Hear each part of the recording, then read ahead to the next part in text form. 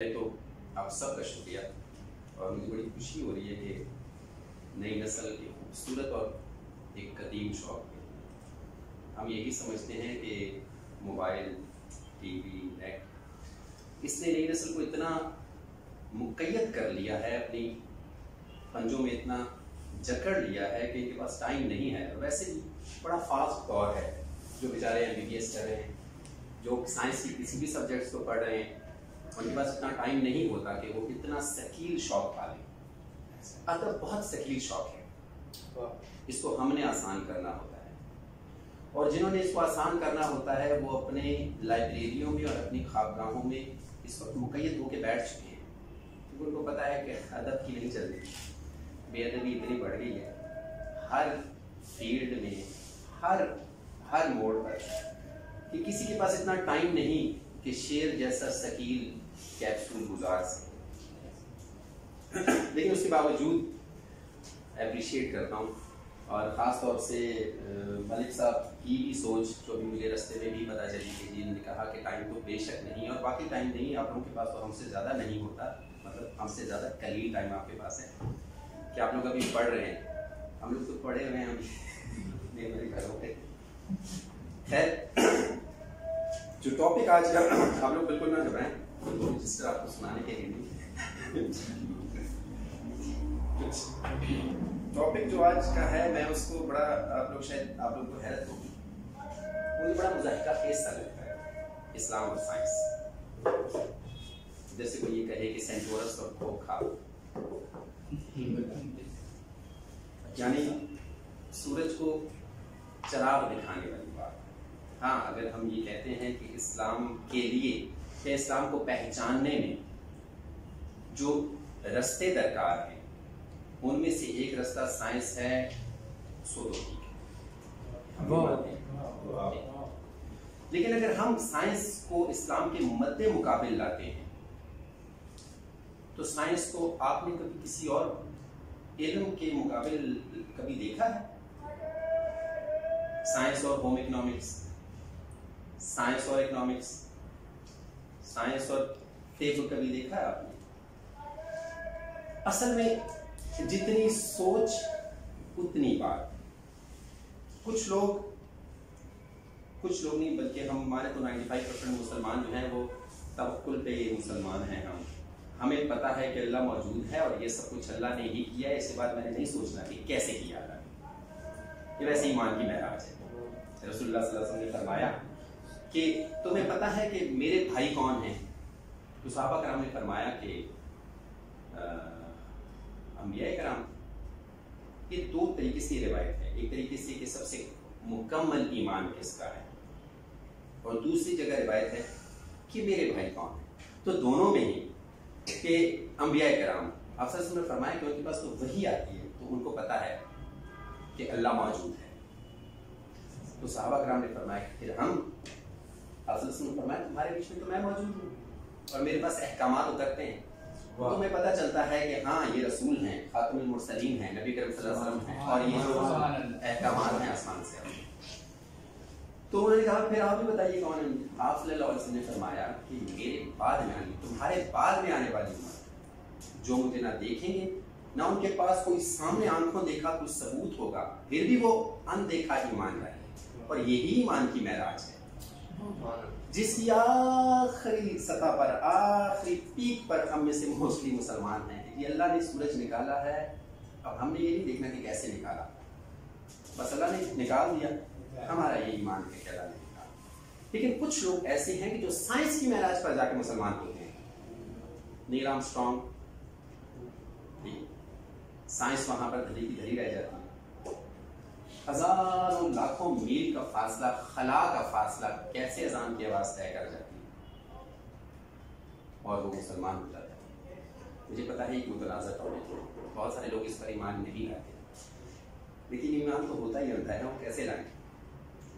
ईमान है ही ये कि अल्लाह मौजूद है, पर बस ये ईमान है। मुझे इसके लिए लॉजिक की जरूरत नहीं है, जबकि साइंस लॉजिक मानती है, वो मांगती है। साइंस किसे कहते हैं? नेचर की बिहेवियरल या फिजिकल स्टडी को कहते हैं।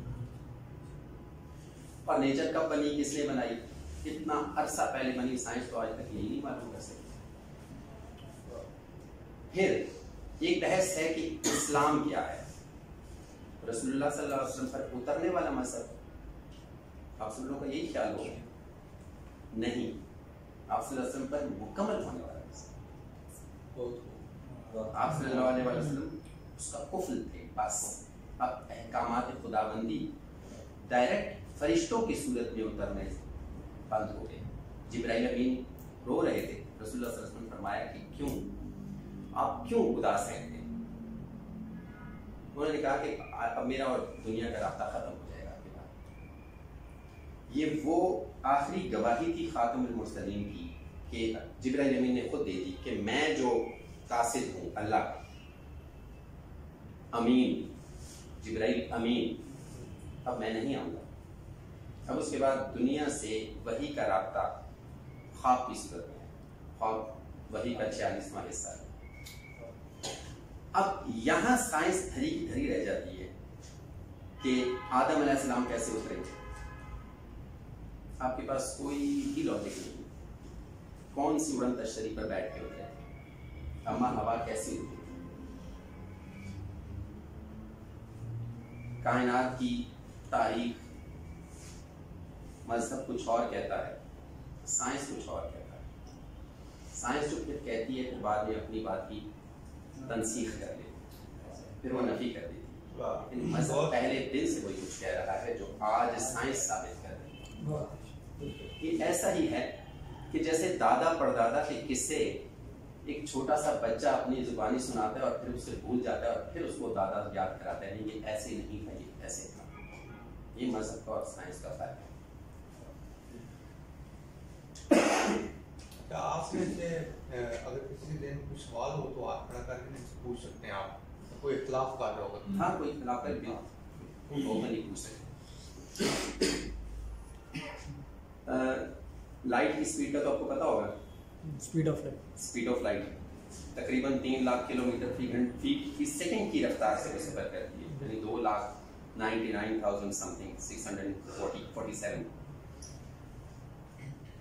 आज हम जिस सितारों को देखते हैं इनमें से मोस्टली सितारे मौजूद नहीं हैं। ये 3,000-4,000 साल पहले फना हो चुके हैं, लेकिन उनकी रोशनी आज हमारी आंखों से आके टकराई और वो हमें आज मौजूद लगते हैं कि वो इस कायनात में मौजूद हैं। आपने कभी सोचा कि एक दिन में 72 मरतबा जिब्राइल अमीन आसमान से उतर कर कैसे वही दे देते थे? यानी वेलोसिटी ऑफ लाइट का कॉन्सेप्ट हरे की तरह रह गया। बुराक ने एक लम्हे में जब जंजीर हिल रही थी, जमीन में मक्का से बैतुल मुकद्दस और बैतुल मुकद्दस से अर्श मुअल्ला तक का सफर किया, जहन्नुम और जन्नत का सफर किया, और फिर वहां पर सिर्फ सफर नहीं किया, वहां के हालात मुलाहिजा भी करवाए रसूलुल्लाह सल्लल्लाहु अलैहि वसल्लम से। और वहां पर रिवायत के मुताबिक अर्श मुअल्ला पर जब अल्लाह ताला से हम कलाम हुए थे रसूलुल्लाह सल्लल्लाहु अलैहि वसल्लम, तो 99,000 बातें हुई। 99,000 बातें करने में एक आलम लगता है। इसकी गवाही एक हदीस से साबित है कि रसूलुल्लाह सल्लल्लाहु अलैहि वसल्लम ने एक दफा हज़रत आयशा सिद्दीक़ा रज़ियल्लाहु अन्हा, मैं ज़्यादा मजहबी तो नहीं हो रहा कि मैं जब आप लोगों को थोड़ा सा घुटन महसूस हो तो मुझे बता दें, मैं वहाँ से यू टर्न मार दूँगा। तो रसूलुल्लाह सल्लल्लाहु अलैहि वसल्लम ने फरमाया अम्मा आयशा सिद्दीक़ा रज़ियल्लाहु ताला अन्हा से कि पूछो आज तुम्हें जो कुछ पूछना है, या मांगो आज जो कुछ तुम्हें मांगना है। हज़रत आयशा सिद्दीक़ा रज़ियल्लाहु ताला अन्हा ने कहा कि क्या वाकई जो मैं मांगूँ मुझे मिलेगा? आप सल्लल्लाहु अलैहि वसल्लम ने फरमाया कि बिल्कुल, मैं जुबान दे रहा हूँ। उन्होंने कहा कि ठीक है, जब आपने इतनी बड़ी बात कही तो मुझे मेरे वालिद से मशवरा कर लीजिए। उन्होंने कहा ठीक है, जाए करें मशवरा। हज़रत अबू बकर सिद्दीक़ रज़ियल्लाहु ताला अन्हु के पास आयशा सिद्दीक़ा रज़ियल्लाहु ताला अन्हा तशरीफ़ लाई और यही मुद्दा बयान किया कि रसूलुल्लाह सल्लल्लाहु अलैहि वसल्लम आज तो भाई सब कुछ मांगे हुए को देने के लिए तैयार है। अबू बकर सिद्दीक़ रज़ियल्लाहु ताला अन्हु ने फरमाया कि ठीक है, तो उनसे वो एक जुमला पूछ लो जो मेराज की रात अल्लाह और रसूल के बीच में जो कलाम हुआ था उसमें कोई एक जुमला बता। हज़रत आयशा सिद्दीक़ा रज़ियल्लाहु ताला अन्हा वापस आई, रसूलुल्लाह सल्लल्लाहु अलैहि वसल्लम से फरमाया कि रसूल करीम सल्लल्लाहु अलैहि वसल्लम ने फरमाया कि मिला ये अपने बाप से? उन्होंने कहा जी मैं मिला। क्या कहा? उन्होंने कहा कि उन्होंने उस मेराज शरीफ की रात एक जुमला पूछा है। आप सल्लल्लाहु अलैहि वसल्लम मुस्कुराए और फरमाया उसने यही कहना था। मैंने कहा ठीक है, मैंने चूंकि जुबान दे रखी तो मैं तुम्हें वो एक जुमला अल्लाह की इजाज़त से बताऊंगा, और वो ये है कि अल्लाह ताला को दिलों को इस कायनात में हर चीज़ से, सब चीज़ों से ज़्यादा पसंद टूटे हुए दिलों को जोड़ना है। ने कहा मैं जाके अपने वालिद को ये बता दूँ, बताओ बेचैन तशरीफ लेगी अपने घर, वो बेचैन से टहल रहे। तो इनको देख के लग के यहाँ पूछा ही रसूलुल्लाह सल्लल्लाहु अलैहि वसल्लम ने फरमाया कि मैं पूछा क्या बताया उन्होंने बताया कि मेराज की रात अल्लाह ने मुझे बताया कि अल्लाह को इस कायनात की तमाम चीज़ों में सबसे ज़्यादा जो चीज़ पसंद है वो टूटे हुए दिलों को जोड़ना है। तो वो सिद्दीक़ रज़ियल्लाहु अन्हु चिल्ला के रोने लगे। हज़रत आयशा सिद्दीक़ा रज़ियल्लाहु अन्हा ने फरमाया कि ये तो खुशी का मकाम है, आप रो क्यों रहे हैं? उन्होंने फरमाया कि तुमने ये तो सुन लिया, सोच लिया, देख लिया कि अल्लाह को सबसे पसंद टूटे हुए दिलों को जोड़ना है, फिर ये सोचो को इस कायनात में हर चीज से सबसे ज्यादा नापसंदीदा चीज अल्लाह के लिए दिलों को तोड़ना होगा। ये वाकया तो सिर्फ कोट करना था आपके नॉलेज के लिए, लेकिन मतलब इसको इंटरकनेक्टेड था ये स्पीड ऑफ लाइट से। इतनी सी देर में रसूलुल्लाह सल्लल्लाहु अलैहि वसल्लम के पास ये वाकया आ गया। साइंस धरी की धरी रहेगी, और कितना अर्सा लगेगा साइंस को तो गैलेक्सी वे जो है आपकी मिल्की वे गैलेक्सी, ये अपनी जो मिल्की वे है, इसकी स्पीड, इसका फासला मापने में कितना अर्सा लगा? 10,000 साल लगे। और आज वो कह रहे हैं कि जी 3 लाख किलोमीटर फी घंटा की रफ्तार से 1 सेकंड में रोशनी सफर करती है, जितना अगर उतनी रफ्तार की कोई गाड़ी आपके पास आ जाए तो उसको 1 लाख साल लगेगा इस सबसे छोटी मिल्की वे को क्रॉस करने। यानी हमारे तस्वुर से बाला। फिर इसके साथ एक और गैलेक्सी है जो इससे 2 गुना बड़ी है, यानी उसके लिए 2 लाख साल चाहिए, और उसके साथ एक और गैलेक्सी है जो इससे 6 गुना बड़ी है, यानी उसके लिए 6 लाख साल चाहिए। तो जिब्राइल अमीन को या किसी फरिश्ते को आसमान से यहां उतरने में 1 लम्हा लगता है। फिर ये तो बहुत वसी टॉपिक आ जाता है। जितनी कायनात वसी है, आज साइंस कह रही है कि कायनात फैल रही है, अल्लाह ने हजारों साल पहले कहा, 1400 साल पहले नहीं सर। इसराइलियात भी निकाले तो आप उसमें है कि कायनात फैल रही है, जमीन सिमट रही है, उस वक्त बता दिया। यानी वो जो एक कपड़ा बुनने वाला है और मैं वो कपड़ा पहन के उसको पास बिठा के और उसको कहूं कि आपको पता है कि आपके इस कपड़े में जो धागा है उसमें क्या क्या चीज इस्तेमाल होती है, उसमें ये इस्तेमाल होता है, उसमें नायलॉन इस्तेमाल हो, उसमें इतना कॉटन इस्तेमाल हो रहा है, उसमें तो मेरे पास से ये बनाया ही मैंने, तो मुझे बता रहे हो। यानी अल्लाह ताला ने ही मॉलिक्यूल बनाया जो आज से लाखों साल पहले इस कायनात में मौजूद था। रोशनी, लक्स, ये लाखों साल पहले मौजूद था। आज आप इसको सोलर सिस्टम में ले रहे हैं और साइंस कह रही है कि साइंस ने ये चीज़ दरियाफ्त कर ली। इजादात जितनी है वो भी दरियाफ्त शुदा चीज़ों से ईजाद होती है, और दरियाफ्त शुदा चीज़ें का मतलब ये है, चीज़ों का मतलब ये है कि वो पहले से मौजूद थी। तो अगर वो पहले से मौजूद थी तो पहले किसने बनाई? जिसने मजहब उतारा। अब यहाँ मजहब का और साइंस का तसादुम तो धरे लग रहा है, क्योंकि एक बंदे ने एक मशीन बनाई और फिर उसने उसका मैनुअल बनाया, और फिर आप जाकर उसको समझाएं कि जो मशीन तुमने बनाई है इसकी मैनुअल में गलतियां हैं, तो फिर ये सूरज को चराग दिखाना होगा। तलाक का एक जो प्रोसेस है, आज आपकी मेडिकल साइंस उसको प्रूव कर रही है कि तलाक के बाद इद्दत क्यों है।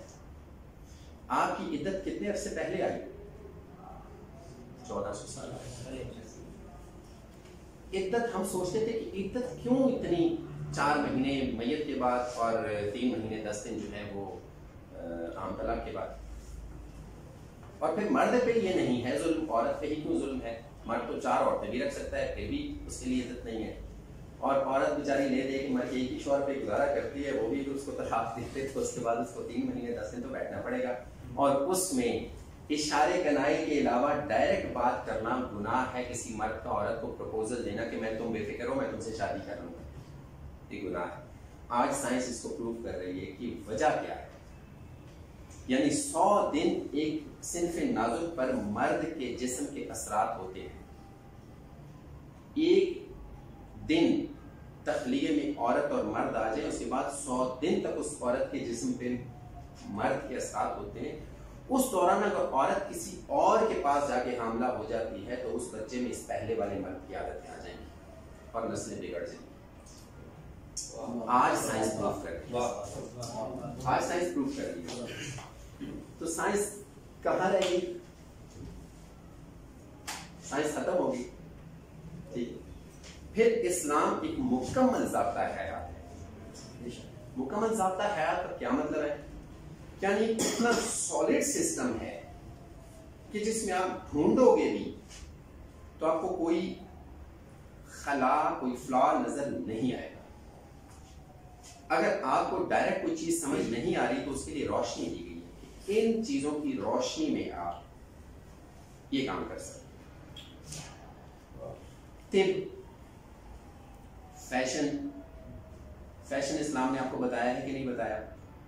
साफ सुथरे कपड़े पहनो, अपने आप को साफ रखो, सफाई जिसकी ईमान है। और उसके अलावा इस्लाम ने अपना फैशन आपको बता दिया, और वो वाला फैशन है कि जो आपके लिए बेहतर है। टखने आप नंगे रखें, आपके लिए बेहतर है। अपने आप को आप साफ रखें।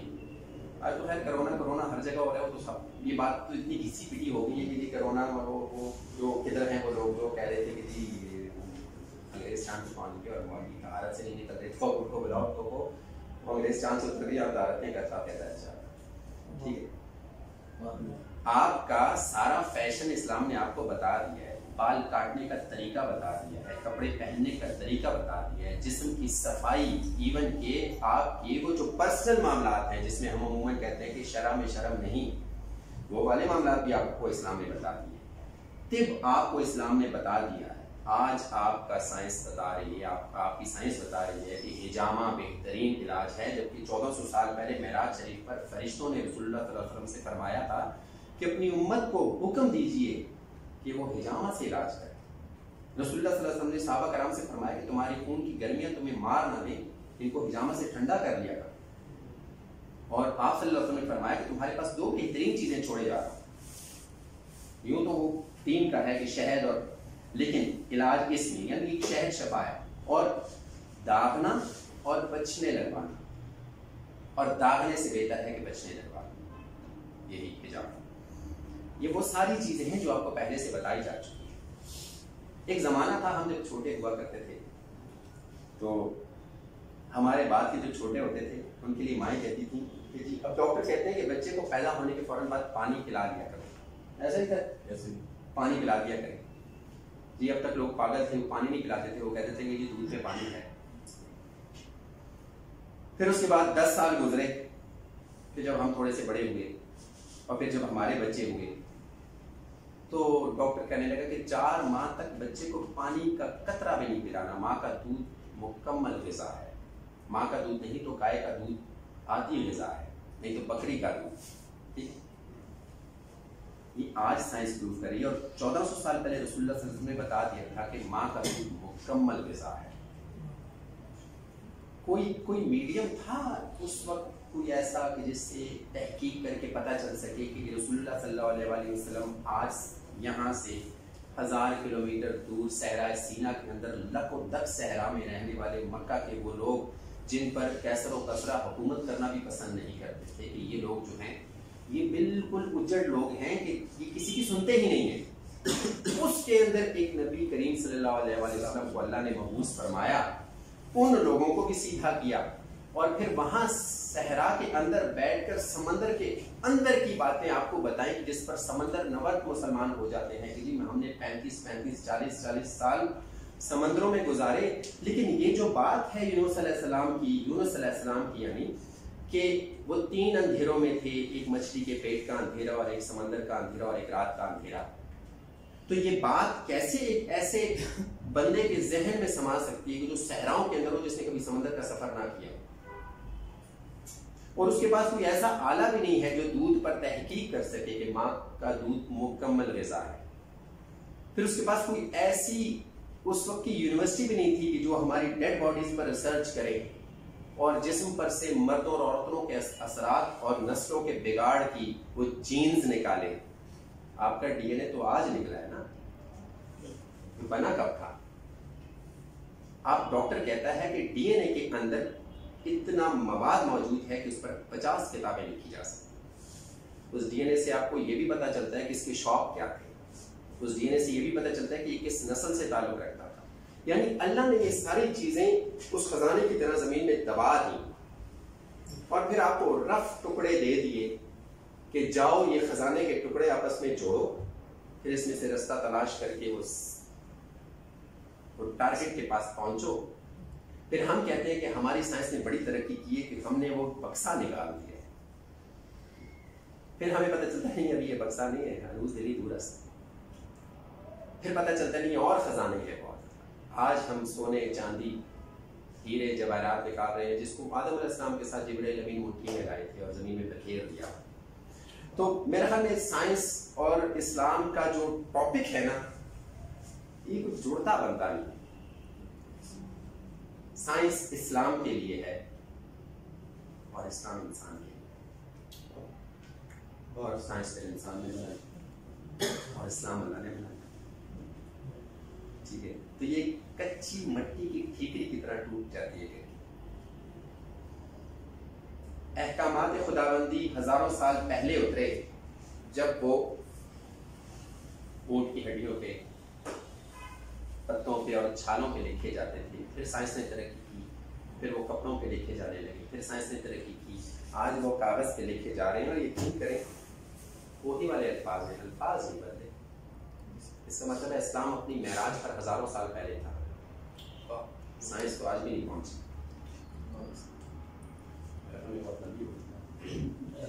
सवाल अगर कोई बंदा करना चाहता है इसको बीच में जरूर पूछें। रमल भाई आप सब की कोई बंदा जी। मेरा सर ये सवाल है, जैसे आपने फरमाया कि इस्लाम और साइंस का जो है वो कोई जोड़ नहीं मिल सकता। अल्हम्दुलिल्लाह एक मुसलमान होने के नाते मेरा ये ईमान है कि Islam is superior then all, कि इस्लाम जो है वो सब पर अल्हम्दुलिल्लाह उसका हर चीज़ पर गलबा है, हर चीज़ के ऊपर वो गालिब है। और हम मुसलमानों का ये अक़ीदा है इस्लाम था और कब से था ये इस तक मेरी दस्तरस नहीं है रसाई। मुझसे बड़े बड़े और मुफक्किर, बल्कि मैं तो कुछ भी नहीं हूँ इस कायनात के अंदर, जो बहुत बड़े बड़े मुफक्किर गुजरे हैं उनकी दस्तरस यहाँ तक नहीं पहुँची कि ये कब से था, कब तक रहेगा इसका भी पता नहीं है और अब क्यों है, इस चीज़ की खोज जो है। लेकिन जहाँ तक बात ये है कि अगर उस नुक्ता नज़र से देखा जाए, मेरा जो सवाल है वो ये है कि जिस तरह आपने फरमाया कि औरत के इद्दत के दिन डीएनए के मुतालिक जितने भी आपने जो है वो दलाइल दिए, और ये बात बिल्कुल हक पे जानिब है। लेकिन यहाँ पर एक सवाल ये पैदा होता है कि क्या साइंस ने इंसान को वो शऊर नहीं बख्शा? इतने साल जो कि लाशऊरी में इंसान ने गुजारे, हम तो सिर्फ ये फॉलो करते थे ना। अब मैं हूँ ना, खुदा न खास्ता मेरे यहाँ किसी खातून के शोहर की डेथ हो जाती है, मैं कहता हूँ भाई तुमने 4 माह जो है वो इद्दत में रहना है, या वो तलाक याफ्ता है तो मैं कहता हूँ तुमने 3 माह इद्दत में रहना है। या किसी इंसान का डीएनए, मुझे उसकी रिपोर्ट बताई जाती है, मुझे तो नहीं पता, डॉक्टर्स बताते हैं कि इसका ये था ये था ये था ये था, वो सारे आउटकम्स। अब जाहिर है मुझे तो अवेयरनेस साइंस ने दी, खालिक हकीकी पर, उसकी चीज़ों पर दस्तरस तो साइंस ने लाई। यानी कि सिर्फ अगर उनमें से ये कम्युनिज्म निकल जाए, ये खुदा का कोई तसव्वुर नहीं है, वो जो बिग बैंग थ्योरी पेश की गई और फिर एटम का स्ट्रक्चर जिस तरह बताया गया कि जब एटम को तोड़ा तो सब एटॉमिक निकला, फिर तोड़ा, जब उसको तोड़ते चले गए, इन शॉर्ट ये कि एट द एंड रोशनी निकली जो सिर्फ यू रेशो की सूरत में क्वार्क कहा गया, जिसे क्वार्क। तो फिर एक आम सी हदीस मुबारक नबी पाक सल्लल्लाहु अलैहि वसल्लम की कि सबसे पहले मेरे रब ने अपने नूर से नूर को जुदा किया, मुझे तख्लीक किया, मुझ मोहम्मद को तख्लीक किया, और फिर मेरे नूर से नूर को जुदा करके ये कायनात बना रखी। तो हम अब उसका जो लॉजिक है बेसिकली देखिए कि वो साइंस ने अपने तरीके में जो है वो उसको अक्स किया। हम ये कहते हैं कि उसने यहाँ से निकाला, तो जाहिर है इस्लाम जो है उसमें से साइंस निकली। तो फिर मेरा ख्याल है इस बात पर वजाहत फरमाएं। मैं आपको मैं तो बिल्कुल भी यही कहूंगा कि इस्लाम में से साइंस निकली, इस्लाम में से साइंस नहीं निकली। जब हम तहकीक की बात करते हैं तो तहकीक दो तरीके से है। मजहब के लिए तो तहकीक करो, लेकिन मजहब में तहकीक की तो गुमराह हो जाओ। ठीक है, मजहब में तहकीक ये है कि वहां पर लफ्ज आखिरी आ जाता है। देखिए, कुछ चीजें दुनिया के लिए छोड़ें, कुछ आखिरत के लिए छोड़ें। साइंस कयामत तक के लिए है और मजहब ने आपको कयामत के बाद तक के सारे वाकयात बता दिए। ठीक है, साइंस ने आपको उस चीज को उधेड़ के, यानी हाथ उलझे हुए रेशम में फंसा बैठे हैं, अब परेशान है कि किसको जुदा किससे करें।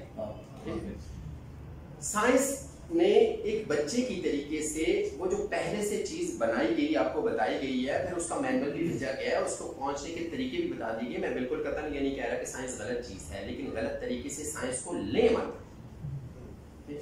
हम जब एक खुदाए वाहिद का तस्वुर खत्म कर देते हैं तो सब खत्म हो जाता है। जाहिर हम ये नहीं कह सकते कि सिर्फ अगर वो खुदाए वाहिद का तस्वुर ले ले। बहुत सारे लोगों को एक गलत फहमी है, वो कहते हैं कि जी गोरे हमसे बहुत ज्यादा बेहतर है, सिर्फ उनका कलमा रहता है।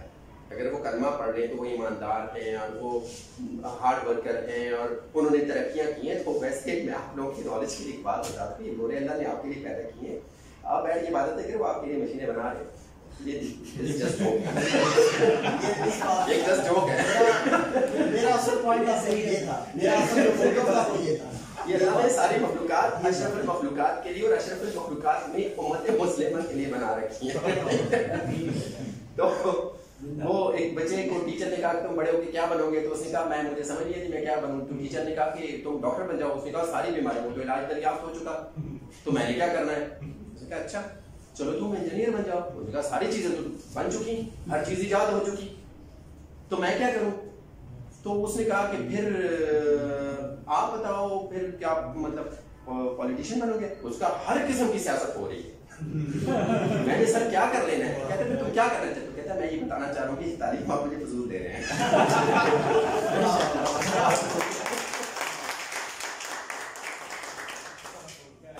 तो अच्छा, बात ये है कि सवाल आपका ये था कि साइंस ने हमें मतलब सारा शऊर दिया।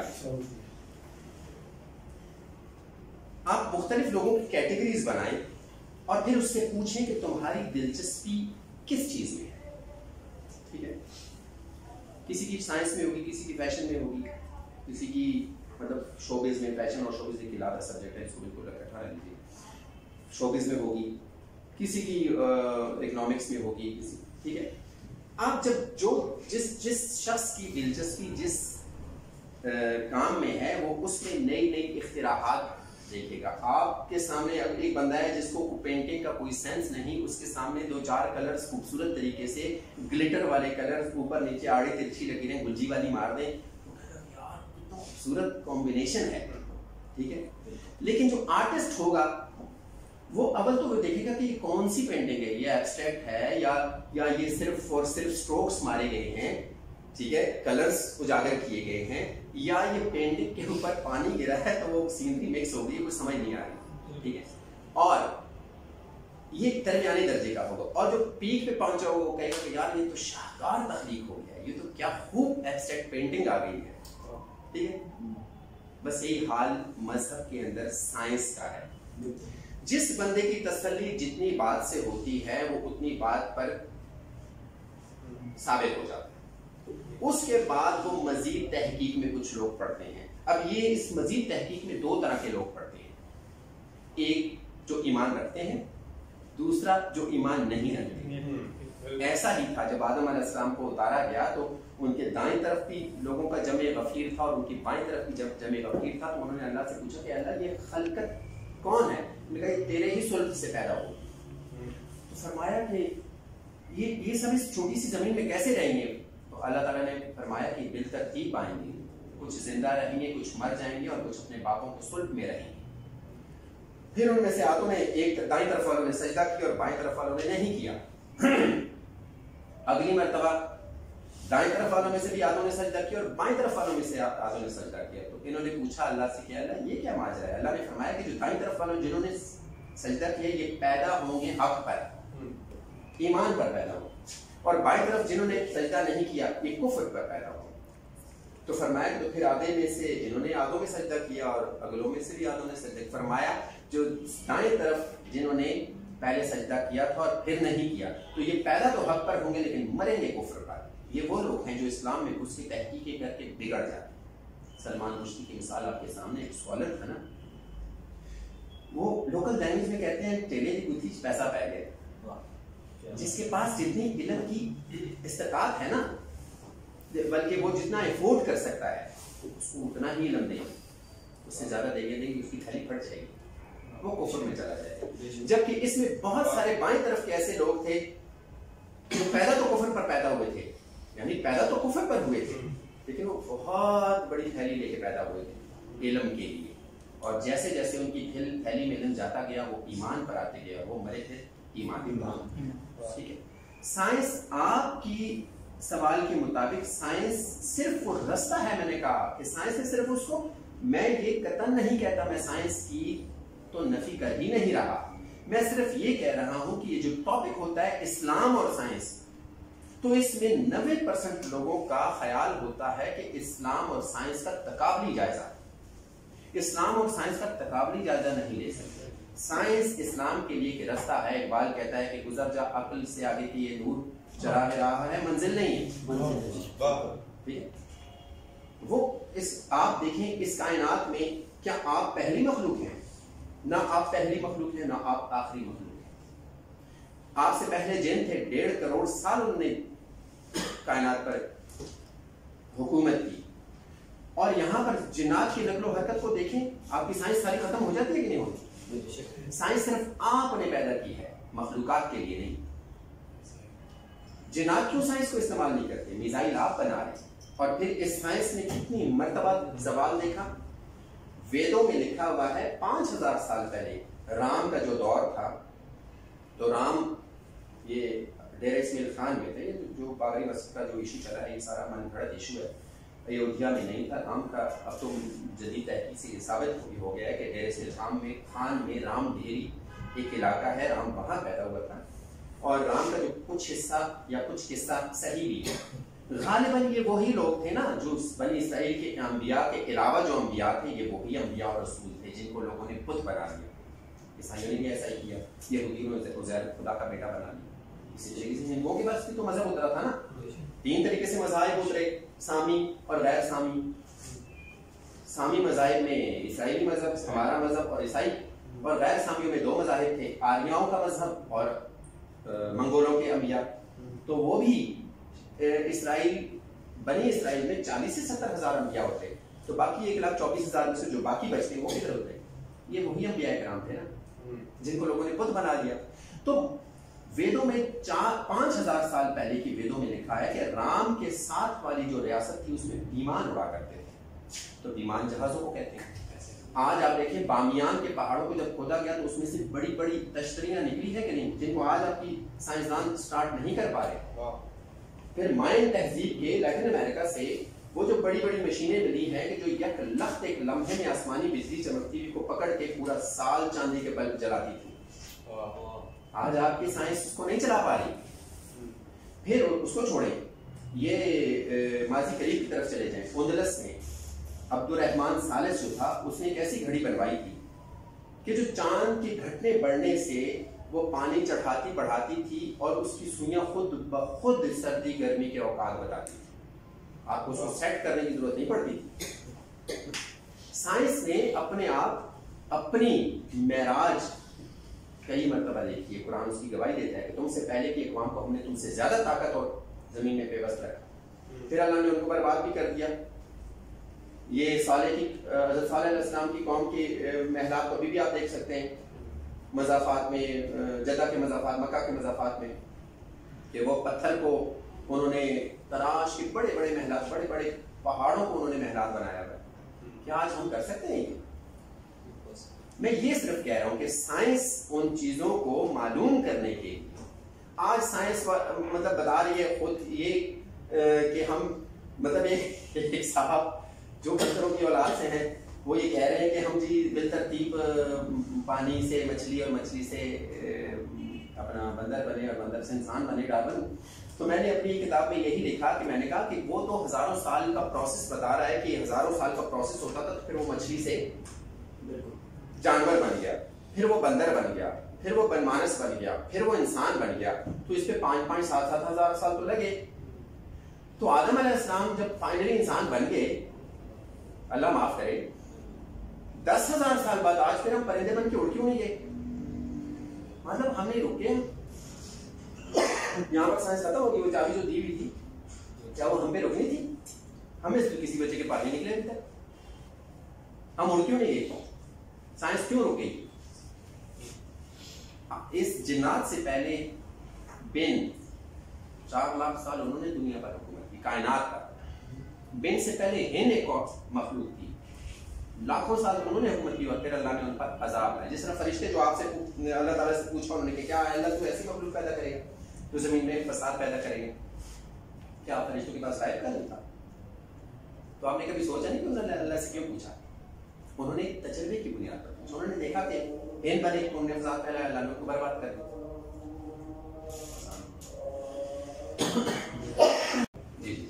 एक बच्चा जो आर्टिफिशियल इंटेलिजेंस के दौर में पैदा होते हैं, आप उसको कहते हो कि हुजूर ने अपनी उंगली से चांद को 2 टुकड़े कर दिया, वो मेराज पे गए, वो कैसे मानेगा? देखिए, सबसे पहले तो रसूलुल्लाह सल्लल्लाहु अलैहि वसल्लम को अल्लाह ने कुरान में खुद फरमाया कि आपका काम पैगाम रसानी करना है, आप इनके निगहबान नहीं रहेंगे। फिर ईमान और सीधा रास्ता अल्लाह की तौफीक है, इसे अल्लाह तौफीक दे देता है। फरमाया गया कि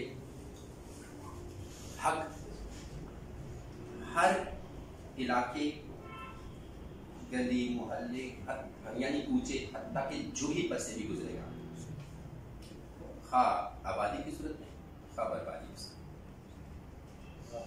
कुछ लोग फितरतन गलत होते हैं, नेगेटिव माइंडेड होते हैं। इब्लीस को देखते हैं, अज़ाज़ील एक नेक जिन था, उसने 3000 साल इबादत की, अल्लाह ने उसको आसमाने दुनिया पर उठा लिया, 10,000 साल वहाँ इबादत की, या कुछ रिवायत में 1000 साल का लिखा है। वहाँ से ऊपर वाले आसमान पे, तीसरे आसमान पे, कहीं जाहिद, कहीं आबिद, कहीं मुत्तकी, कहीं साले का इसको लक़ब मिला, फिर पहले आसमान पे चला गया, यानी आखिरी 7वें आसमान पे चला गया, वहाँ इसने इबादत की। तो वहाँ पर ये शेर है ना, खुद ही को कर बुलंद इस्लाम कि हर तकदीर से पहले खुदा बंदे से वो पूछे बता तेरी रजा क्या है, ये उसी पर है कि वहाँ अल्लाह ने उससे पूछा कि अब तू बता तुझे क्या चाहिए। तो हमारे साबका मजहबी अमूर के जो मिनिस्टर थे, उन पर भी वो चीज़ सादिक आती है कि आपके साबका प्राइम मिनिस्टर कहते हैं कि रोज़े रसूल पे पहुँच के जब उनको मेरे साथ उतारा गया, 7 लोगों को इजाज़त थी रोज़े रसूल के अंदर जाने की, तो उसने बड़ी सिफारिशें करवा के अपना नाम मेरे साथ लगवाया कि प्लीज़ मुझे बड़ा अरमान है रोज़ा रसूल की ज़ियारत करने का, यानी अंदर उतर के। तो उसका नाम डलवा दिया गया। तो वो जब रोज़ा रसूल पर पहुंचे, जहां बंदे को दुनिया के ख्यालात भूल जाते हैं, तो उसने मुझे कहा कि जरदारी साहब आज आप मुझसे यहाँ एक वादा कीजिएगा। तो जरदारी साहब कहते हैं कि मैंने सोचा कि ये मुझसे कहेगा सारे गुनाह छोड़ दो, और आज मैं तहैया करता हूँ कि अगर इसने मुझे कहा तो मैं भी हल्फन सब छोड़ दूँ। कहते हैं उस वक्त ने मुझे कहा कि यहाँ से जाके आप मुझे मजहबी अमूर का मिनिस्टर बना दीजिए। फिर अल्लाह ने उसको जैसे रुसवा किया, सब लोगों ने देखा था उसको, ऐसा ही इब्लीस का उसको आखिरी आसमान पे अल्लाह ने पूछा तू बता तुझे क्या चाहिए। अगर वो उसको कह देता है मुझे तू चाहिए, तो आलम कुछ और होता। उसने कहा अल्लाह मुझे जन्नत का खजांची मुकर्रर करना और फिर उसका जन्नत का खजांची तो मुकर्रर कर दिया। फिर क्या हुआ उसका अंजाम? जब आदम का पुतला तख्लीक किया गया तो वो उसका फेरा लगाता था रोज। फरिश्ते उससे पूछते थे कि ये क्या है, उसने कहा कि ये तो मुझे नहीं पता ये अल्लाह क्या बना रहा है। लेकिन अगर अल्लाह ने मुझे इसके ताबे किया तो मैंने इसकी एक नहीं मानी, और अगर अल्लाह ने इसको मेरे ताबे कर दिया तो मैंने इसको हलाक कर दिया। यानी ये शुरू से ही फितरतन ही इब्लीस था। तो ये ऐसी ही बात उस शख्स की है कि जो नहीं मानता। देखें, अल्लाह ने आपके सामने कोई एक चीज नहीं रखी। शक्कुल कमर का वाकया, अगर शक्कुल कमर के वाकये को आप पढ़ें तब भी, ना पढ़ें तब भी, आपकी जन्नत रोज़ा पे कोई असर नहीं पड़ना। हमने जब रसूलुल्लाह सल्लल्लाहु अलैहि वसल्लम को मान लिया तो फिर कैसे शक्कुल कमर के वाकये का इनकार कर सकते हैं? और अगर हमने शक्कुल कमर के वाकये का इनकार कर दिया फिर कैसे मुसलमान है? देखिए, इस्लाम में पूरे दाखिल हो, ये जो आधे तीतर आधे बटेर होते हैं ना, ये कहीं के नहीं रहते। ये एंड पे इख्तिताम इनका अपनी फितरत पर होता है। बहुत सारे लोग तो हमारे ऐसे भी हैं कि जो आपका हक खा के हज कर रहे हैं, तो क्या मतलब, उसका हज हो गया? इसी तरीके से उस बंदे का ईमान भी नहीं है जो रसूल करीम सल्लल्लाहु अलैहि वसल्लम को रसूल तो मानता है लेकिन उनकी बात नहीं मानता। वो इशफाक अहमद ने कहा कि मेरा बच्चा एक दिन आया तो मैंने उसे, मुझे कहने लगा कि जी टीचर ने एक सवाल पूछा, तो मैंने कहा पूछो। कहते मैं और मेरी बीवी अपने आप को बहुत बड़े इलामा समझते हैं। कहते उस बच्चे ने कहा कि मुस्लिम और मोमिन में क्या फ़र्क है? कहते मैं तो परेशान सा हो गया। हम अपने बाबा जी के पास पहुँच गए। मैंने कहा बाबा जी ये बात एक बच्चे ने हमें बड़े मसले का शिकार कर दिया। तो लिखा क्या? कहते मैंने कहा कि वो बच्चे ने सवाल पूछे कि मुस्लिम और मोमिन में क्या फ़र्क है।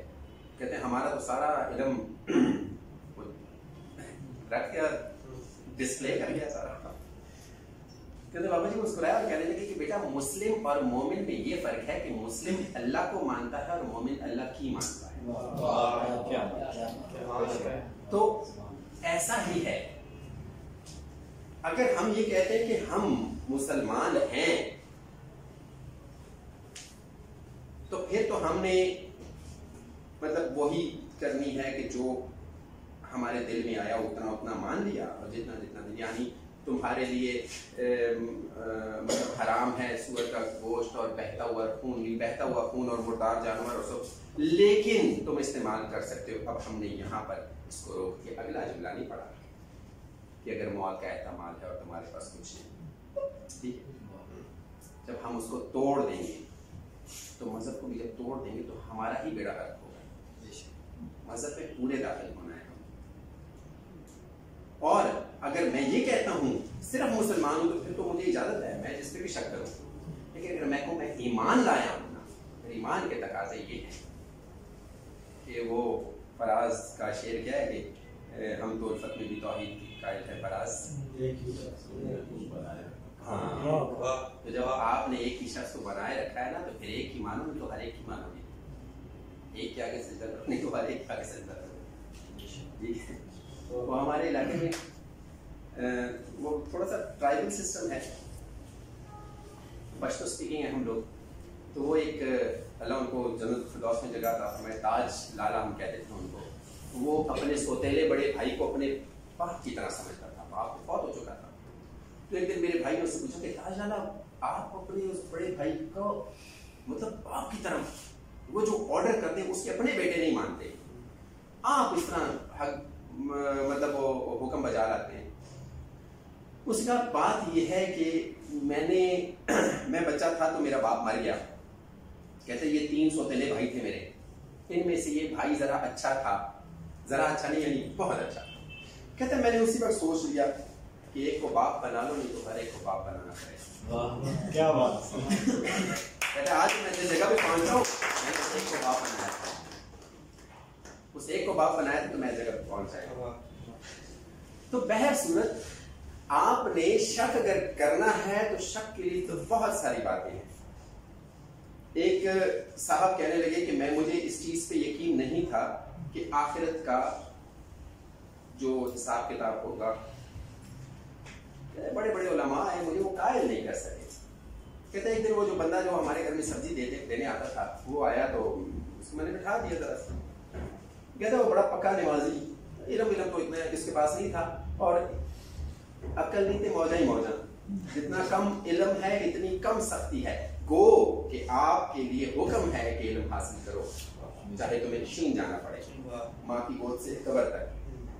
लेकिन फिर उसके बावजूद जितना कम इल्म है ना इतनी अच्छी गुजरेगी आपकी। इतने कम सवाल आपने सब्जेक्ट से कम लिए तो उसमें से कम ही सवाल आपसे पूछे जाएंगे। तो उसने कहा वो बैठा हुआ था चाय पीने, मैंने उसका मैंने कहा यार तुम 5 वक्त की नमाज़ें पढ़ते तो हमने आपको हलकान कर दिया है तुमने, तो पता नहीं आखिरत है भी कि नहीं। कहता वो मुझे कायल करने लगे, तो जो उलमा मुझे कायल नहीं कर सकते वो कैसे करता। कहता खैर थोड़ी देर गुजरी, उठा वो बाहर निकला, जाते जाते मुझे इतना सिर्फ क्या गया। कहते जी जनाब मुझे तो और कुछ नहीं पता, अगर कयामत नहीं है, मौत के बाद सब फना है, तो ठीक है आप भी फना मैं भी फना, लेकिन अगर कयामत के बाद हिसाब किताब हो तो कम से कम मैं तो बच जाऊंगा। ये मैंने चलो अल्लाह के लिए अल्लाह को हुक्म तो माना है, फिर तो मैं बच जाऊंगा कम से कम। कहते हैं मुझे ये बात अचानक झंझोड़ दी कि यार इस बंदे के पास तो इल्म नहीं, सब्जी बेच के गुजारा कर रहा है, ये उस मुबादा पर जाकर अपनी तस्हीह कर रहा है और अपना रास्ता इसने सीधा किए रखा हुआ है। और वाकई अगर आखिरत में हिसाब हुआ तो फिर मेरा तो कख नहीं बचना।